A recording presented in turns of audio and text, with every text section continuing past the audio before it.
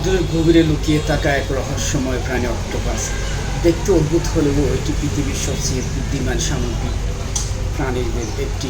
অক্টোপাসে রয়েছে একটি বাহু বা প্রতিটি বাহুতে থাকে অসংখ্য শক্তিশালী শাখা, যা দিয়ে তারা শিকার করে এবং পাথরের সাথে শক্তভাবে লেগে থাকতে পারে।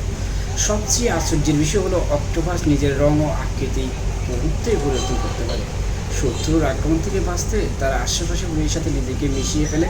এই যেন সমুদ্রের এক জীবন্ত জাদুঘর। বিপদের সময় অক্টোপাস কালে ছড়িয়ে দেয় পানির মধ্যে। এর মধ্যে শত্রু বিভ্রান্ত হয়ে যায় আর অক্টোপাস দিয়ে দ্রুত পালিয়ে যায় নিরাপদ জায়গায়।